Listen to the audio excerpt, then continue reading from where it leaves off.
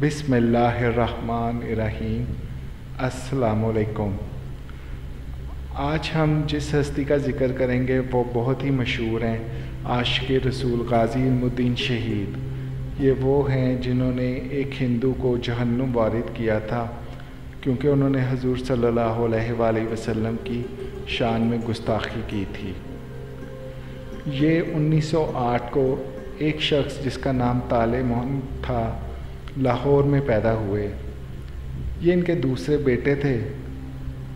कारोबारी लिहाज से तरखान थे, इज़्ज़त से रहने वाले थे। मोहल्ले तक जैसे एक शरीफ आदमी को सारे मोहल्लेदार जानते हैं और जहाँ पर भी वो काम करते हैं वो लोग उन्हें जानते हैं। यानी कि आप दूसरे लफ्ज़ों में कह सकते हैं कि वो बेशुमार लोग जो हमारे गली मोहल्लों में रहते हैं एक शराफत की ज़िंदगी गुजारते हैं और मुश्किल से ही उन्हें किसी को नोटिस करने की ज़रूरत महसूस होती है।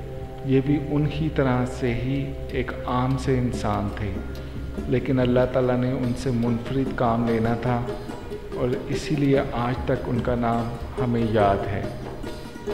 उन दिनों में लोग ज़्यादातर मस्जिदों में ही अपनी तालीम शुरू करते थे। ताले मोहम्मद का बेटा जिसका नाम इल्मुद्दीन था, मस्जिद में ही भेजा गया वहाँ पर कुरान मजीद सीखने के लिए। इल्मुद्दीन ने कुछ दिन तो मस्जिद में गुजारे, तालीम भी हासिल करने की कोशिश की, लेकिन वो इसमें ज़्यादा अच्छे नहीं थे। फिर कुछ ही अरसे बाद वो ये आगे जारी ना रख सके। लेकिन ज़ाहिर है अल्लाह ताला के राज अल्लाह ताला ही जानते हैं। उन्होंने इस बच्चे से कुछ बहुत ही अजीम काम लेना था, इसलिए शायद उनसे ये पढ़ाइयाँ ना हो सकीं। तालेमंद के दो बेटे थे, मोहम्मदीन और इल्मुद्दीन। दोनों एक दूसरे से बहुत प्यार करते थे और मोहम्मदीन भी अपने बच्चों से बहुत प्यार करता था। कभी कभार ऐसा होता है कि अल्लाह ताला हमें ख्वाबों के ज़रिए बहुत कुछ दिखा देते हैं जिसकी हम उम्मीद भी नहीं करते। इसी तरह से मोहम्मदीन को एक दिन अपने भाई के बारे में, जिसका नाम इल्मुद्दीन था, उसके बारे में एक परेशान कुन ख्वाब आया कि वो खून में लथपथ है और ज़ख्मी है। तो उसका भाई फ़ौरन ही भागा अपने भाई के हाल चाल को पूछने के लिए सियालकोट पहुंचा। दोनों भाई एक दूसरे से बहुत मोहब्बत करते थे। वालिद के ठिकाने पर पहुंचे, इल्मुद्दीन को चारपाई पर बैठा देखा। भाई को देखते ही इल्मुद्दीन उछल पड़ा। दोनों भाई बगलगीर हुए और तब मोहम्मदीन ने देखा कि इल्मुद्दीन वाकई ज़ख्मी है। हाथ पर पट्टी बंधी हुई है, हाथ पर शीशा लगा था, लेकिन ज़ख्म गहरा नहीं था। तो इस तरह से इल्मुद्दीन में बचपन में ही बाद ऐसे वाक़यात देखे जिनके नकूश इनके दिमाग पर सब्त हुए और इनकी किरदार साजी में काम आए। जैसे कि हम सब जानते हैं कि कोहाट में पठान रहते हैं और हम सबको ही इल्म है कि पठान बहुत बहादुर और बहुत गयूर होते हैं। इल्मुद्दीन ने 1 साल अपने वालिद के साथ कोहाट में काटा और जैसे कि हम सब जानते हैं पठान बहुत गैरतमंद होते हैं और अपने साथ किसी के भले को कभी नहीं भूलते। और जैसे कि हम जानते हैं कि पठान अपने साथ की हुई नेकी को नहीं भूलते, वो तो अपनी जान तक निसार कर देते हैं अपने मोहसिन पर। इल्मुद्दीन के वालिद जब कोहाट गए तो वहाँ पर एक अकबर ख़ान नामी पठान था। उसने उनसे किराए पर मकान ले लिया। एक दिन यूँ हुआ कि अकबर ख़ान का अपने भाई से ही झगड़ा हो गया और उसका भाई जो है वो उसके हाथों ज़ख्मी हो गया। तो जब तालेमंद को इस लड़ाई के बारे में पता चला और इसे पता चला कि अकबर ख़ान को पुलिस पकड़ कर ले गई है, तो वो फ़ौरन ही थाने पहुंचा और बड़ी कोशिश के बाद उसने अकबर ख़ान को छुड़ा लिया। अकबर ख़ान बहुत ही एहसानमंद था उसका और उसने इसका अपने एहसान को उतारने की बड़ी कोशिश की, लेकिन तालेमंद जैसा गैरतमंद ये नहीं चाहता था कि वो कोई अकबर ख़ान से किसी भी तरह का कोई भी एहसान ले। लेकिन फिर भी अकबर ख़ान ने उसका 1 साल तक का किराया माफ़ कर दिया। यूं ही वक्त गुज़रता रहा और एक दिन तालेमंद ने फ़ैसला किया कि वो लाहौर वापस चला जाएगा। फिर अकबर ख़ान ने बाप बेटे को एक चादर बतौर तोहफ़ा दी। फिर एक दिन यूँ हुआ कि एक हिंदू मुसन्निफ़ था जिसका नाम राजपाल था। उसने नबी करीम सल्लल्लाहु अलैहि वसल्लम की शान में गुस्ताखी की और एक नौज़ बिल्लाह अल्लाह ताला माफ़ करे रंगीला रसूल के नाम से एक किताब शाया कर दी। تو جب مسلمانوں کو اس کتاب کے بارے میں پتہ چلا تو انہیں بہت غصہ آیا۔ اور جیسے کہ آپ سب جانتے ہیں کہ مسلمانوں کے دل میں ناموس رسالت صلی اللہ علیہ وآلہ وسلم پر قربان ہونے کی کتنی امنگ ہے۔ جب انگریزوں نے دیکھا کہ مسلمان بہت غصے میں ہیں تو انہوں نے راجپال کے خلاف مقدمہ کر دیا، لیکن ہوا یہ کہ عدالت نے اسے بری کر دیا۔ غازی علم الدین کو ان چیزوں کے بارے میں کچھ بھی پتہ نہیں تھا۔ ایک دن وہ حسب معمول کام پر گیا۔ جب شام کو گھر واپس جا رہا تھا تو دلی دروازے پر اس نے لوگوں کا ہجوم دیکھا۔ ایک آدمی جو تقریر کر رہا تھا وہ کچھ دیر سنتا رہا لیکن سمجھ کچھ نہ آئی۔ پھر اس نے ایک پاس کھڑے ہوئے بندے سے پوچھا کہ آخر یہ کیا ہے؟ تو پھر اس نے بتایا کہ ایک ہندو ہے راجپال، اس نے ہمارے نبی کریم صلی اللہ علیہ وآلہ وسلم کے خلاف کتاب چھاپی ہے، ان کے خلاف تقریر ہو رہی ہے۔ وہ دیر تک تقریر سنتے رہے، علم الدین کی زندگی کے تیور ہی بدل گئے۔ پھر ایک دفعہ غازی علم الدین نے خواب دیکھا۔ ایک بزرگ فرماتے ہیں، علم الدین جلدی کرو، راجپال تمہارے ہی ہاتھوں قتل ہوگا۔ اور پھر ہوا یہ کہ غازی علم الدین نے صبح اٹھتے ہی ایک چھری خریدی اور اسے اچھی طرح تیز کر لیا، سیدھا راجپال کی دکان پر پہنچا اور راجپال کہاں ہے ایک آدمی سے پوچھا۔ اس نے کہا میں ہی راجپال ہوں۔ یہ سنتے ہی غازی علم الدین نے اس کو چھری گھونپ دی اور اس کے منہ سے ہائے کی آواز نکلی اور وہ فرش پر اونھے منہ گر گیا۔ راجپال کو قتل کرنے کے بعد غازی بڑے اطمینان سے قریبی نل پر گئے اور چھری کو اس ملعون کے ناپاک خون سے صاف کیا۔ ابھی پانی پینے کے بارے میں سوچا ہی تھا کہ ہر طرف سے شور اٹھنا شروع ہو گیا کہ راجپال قتل ہو گیا، راجپال قتل ہو گیا۔ سارے ہندو اکٹھے ہو گئے، کرپانے، برچھیاں، لاٹھیاں لے کر وہ سب غازی علم الدین کی طرف بھاگے۔ لیکن جب وہ ان کے پاس آئے تو یہ دیکھ کر وہ رک گئے کہ غازی علم الدین تو مسکرا رہا ہے۔ غازی علم الدین کے والد گرامی طالع مند نے اپنے بیٹے کے اس کارنامے پر یوں اظہار مسرت فرمایا، اگر یہ کام میرا بیٹا نہ کر سکتا تو مجھے دکھ ہوتا۔ اور علم الدین کی والدہ کے جذبات کا یہ حال تھا کہ انہوں نے کہا کہ اگر میرے 7 لڑکے بھی ہوتے تو میں حضور صلی اللہ علیہ وآلہ وسلم کی ناموس پر قربان کر دیتی۔ غازی علم الدین وہاں سے بھاگا نہیں بلکہ اس نے خود کو پولیس کے حوالے کر دیا، اور جیسے ہی یہ قتل ہوا پورے شہر میں اس کی خبر جنگل کی آگ کی طرح پھیل گئی۔ اب پورے شہر میں آگ کا سما تھا۔ ہندو ہسپتال کے باہر تھے اور مسلمان پولیس اسٹیشن کے باہر، اور سارے مسلمان غازی علم الدین کی ایک جھلک دیکھنے کے لیے بہت بےتاب تھے۔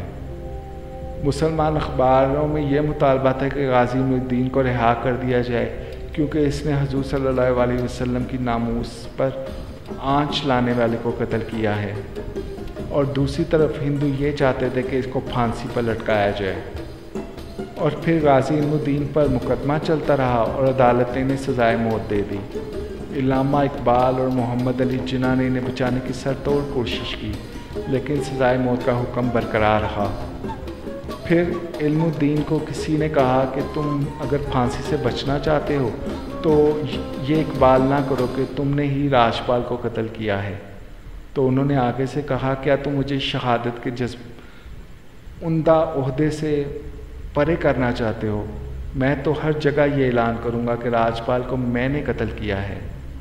ایک جان کی کیا بات ہے، اگر مجھے 10 جانیں مل جائیں تو میں بھی وہ بھی ناموس رسالت کی پاسداری پر قربان کروں گا۔ یہ قتل میرے نامہ اعمال کا اعزاز ہے اور میں اس اعزاز سے محروم ہو کر حضور صلی اللہ علیہ وآلہ وسلم کے دربار میں حاضر نہیں ہونا چاہتا۔ اور پھر ایک دن جیل میں غازی علم الدین کو پھانسی دینے کا حکم سنا دیا گیا۔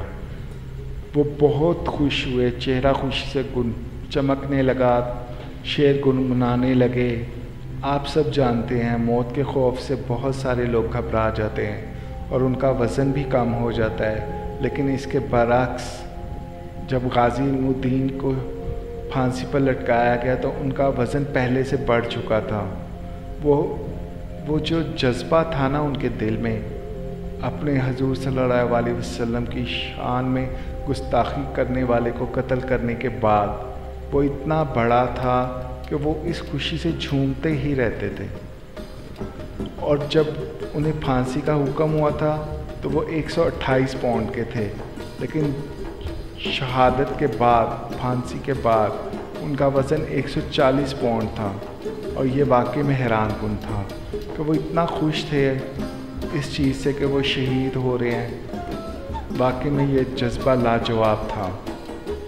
اکتوبر 1929 بروز جمعرات میاں والی جیل ہی میں اس مرد مجاہد کو تختہ دار پر چڑھانے کا اہتمام کر لیا گیا تھا۔ آپ نے 2 نوافل ادا کیے، بڑے اطمینان اور وقار کے ساتھ تختہ دار کی طرف سے، اور پھندے کو چومتے ہوئے خوشی سے زیب گلو کر لیا، اور درود و سلام پڑھتے ہوئے جام شہادت نوش کر کے حیات جات وہاں پا گئی۔ ماشاءاللہ۔ یہ بات بہت مشہور ہے علامہ اقبال کی کہ جب علامہ اقبال نے جنازے کی کیفیت دیکھی اور شہید کے چہرے کی زیارت سے فیضیاب ہوئے تو فرمانے لگے، اسی گلاں ہی کردے رہے تو ترخانہ دا منڈا بازی لے گیا۔ جو لوگ لاہور میں رہتے ہیں وہ چبوجی کے قریب ایک قبرستان ہے جس کا نام ہے میانی صاحب، وہ اس کو ضرور جانتے ہوں گے۔ غازی علم الدین شہید کو میانی صاحب میں دفنایا گیا تھا۔